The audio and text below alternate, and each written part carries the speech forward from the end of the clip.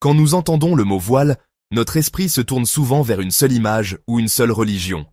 Cependant, la pratique de se couvrir la tête est une tradition qui s'étend à travers d'innombrables cultures, continents et siècles. Ce n'est pas le domaine exclusif d'un seul groupe. Au lieu de cela, c'est un symbole profondément humain, riche de significations variées et souvent superposées.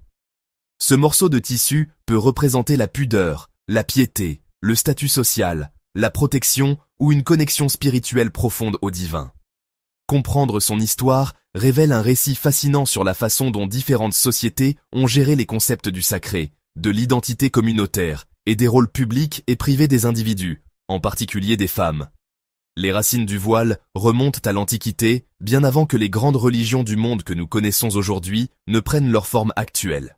En Mésopotamie antique, la loi assyrienne, dès le XIIIe siècle avant notre ère, stipulait que les femmes mariées respectables devaient se voiler en public, tandis que les prostituées et les femmes esclaves en étaient interdites.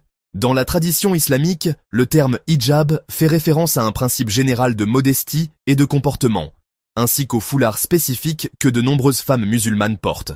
Ces origines sont liées à des versets du Coran, qui encouragent aussi bien les hommes que les femmes à baisser leur regard et à s'habiller modestement. Au fil des siècles, les érudits islamiques ont interprété ces versets de diverses manières, ce qui a conduit à un large éventail de pratiques. Pour de nombreuses femmes musulmanes, porter le hijab est un acte profondément personnel et spirituel, une réponse directe à un commandement divin qui favorise une relation plus étroite avec Dieu. La décision de porter le hijab est souvent un cheminement spirituel profond. Il est considéré par beaucoup comme une forme de libération des pressions sociétales à se conformer à des normes de beauté souvent irréalistes et commercialisées. Bien sûr, la pratique et la compréhension du hijab varient énormément à travers le monde musulman. Dans certains pays, comme l'Iran et l'Arabie saoudite, le port d'une forme de couvre-chef est imposé par la loi, ce qui en fait une obligation étatique. Le style du couvre-chef diffère également considérablement d'un simple foulard, appelé sheila, enroulé autour de la tête, au chador ou au niqab plus englobant, qui couvre également le visage. Bien que souvent associé à d'autres religions aujourd'hui, le voile a une histoire longue et significative au sein du christianisme. Cette tradition est enracinée dans les premiers enseignements chrétiens, notamment dans les écrits de l'apôtre Paul.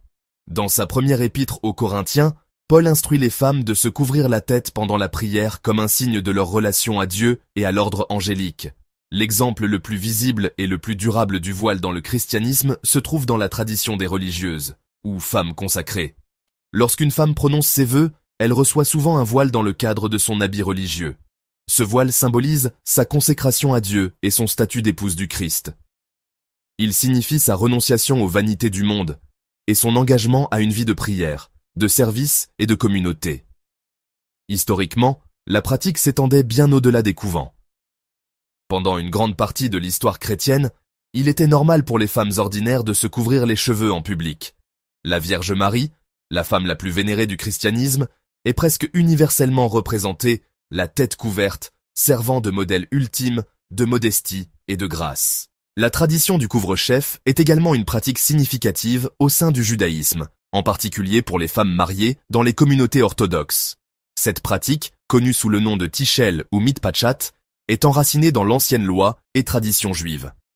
Le tichel n'est donc pas seulement un morceau de tissu, mais une fière déclaration de l'engagement d'une femme envers son mari, sa famille et sa communauté. Au-delà des religions abrahamiques, l'acte de se couvrir la tête revêt une signification culturelle et spirituelle profonde dans de nombreuses autres traditions. En Inde, par exemple, de nombreuses femmes hindoues, sikhs et jaïnes pratiquant le gungat ou le palu.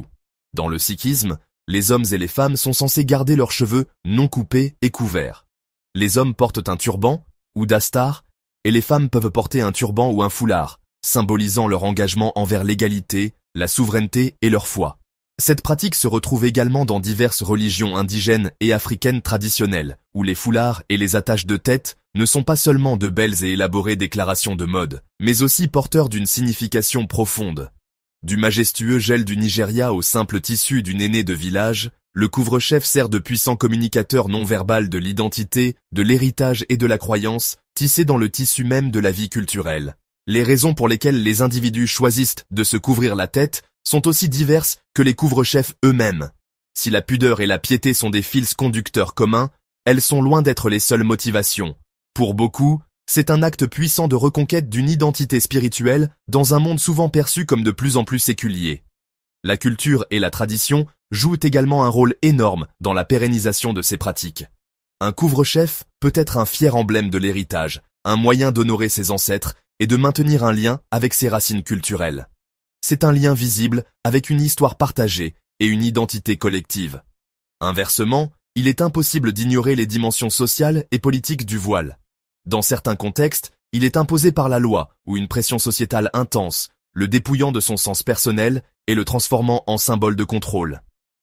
Dans d'autres, en particulier en Occident, choisir de porter un couvre-chef peut être une déclaration politique, un acte de défi contre l'islamophobie ou une affirmation audacieuse de la liberté religieuse face aux préjugés. En fin de compte, l'histoire du voile est une histoire de diversité humaine. Il n'y a pas de signification unique et universelle. C'est un choix profondément personnel qui peut être enraciné dans la foi, la culture, la famille ou la politique, ou une combinaison de tous ces éléments.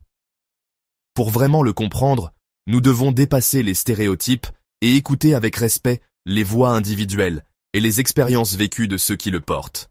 Respecter ce choix dans toute sa complexité est essentiel pour favoriser un monde de véritable compréhension et de tolérance.